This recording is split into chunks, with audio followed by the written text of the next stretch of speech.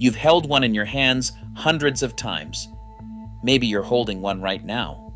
A compact disc, shiny, iridescent, with that small, transparent ring pressed into the very center around the hole. Most people assume it's just where the plastic was molded. A byproduct. Nothing. But that ring is one of the most precisely engineered features on the entire disc.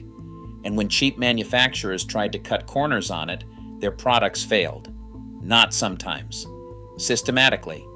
Welcome to Breakdownz, the story behind everything.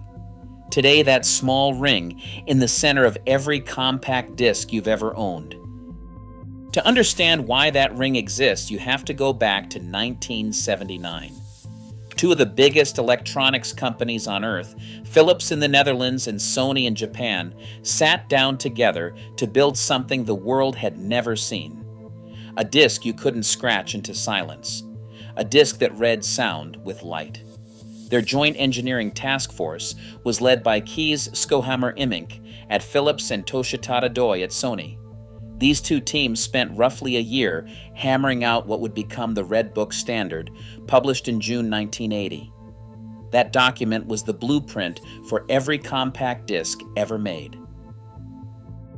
On October 1st, 1982, Sony launched the world's first commercial compact disc player in Japan, the CDP-101, priced at 168,000 yen, roughly $730 at the time.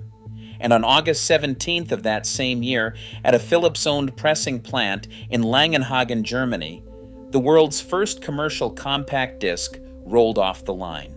The disc was ABBA's The Visitors. The format was born.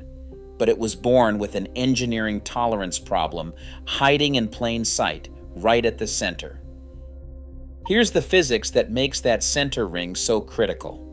The data on a compact disc isn't stored in grooves the way a vinyl record works.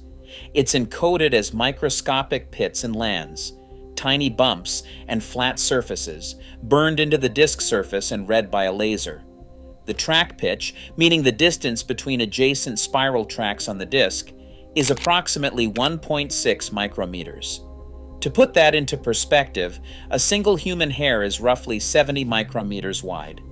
The laser is navigating a track that's about 44 times thinner than your hair at several hundred revolutions per minute.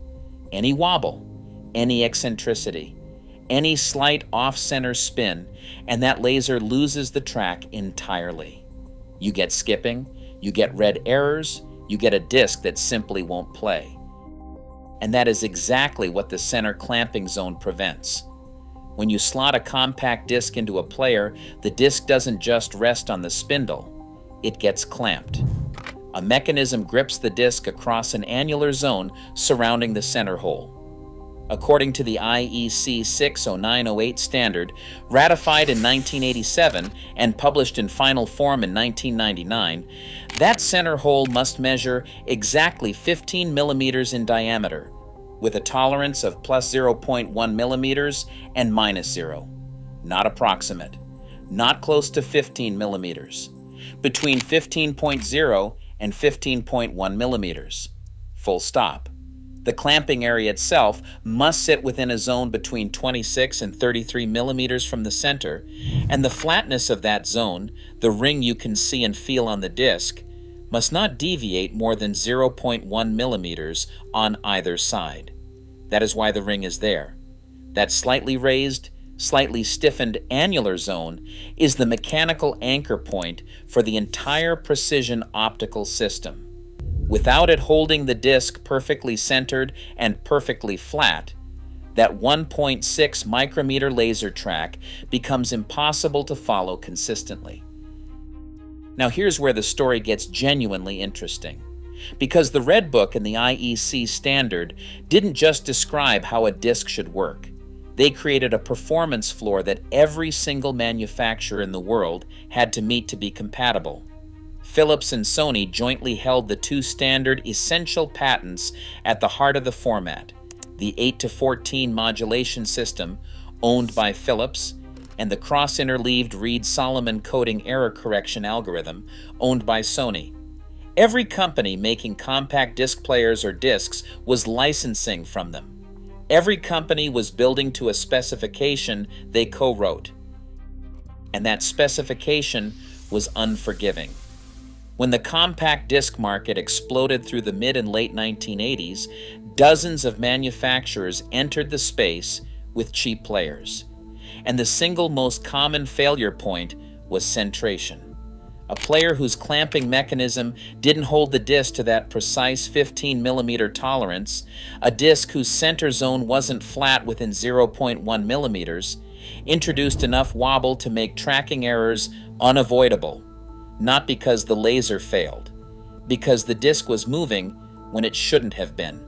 Immink, who went on to win the EEE Medal of Honor in 2017 and was knighted by Queen Beatrix of the Netherlands in 2000, described the engineering challenge in his 1998 account for the Journal of the Audio Engineering Society.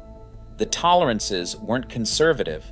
They were exactly as tight as the physics demanded. There was no margin for casual manufacturing.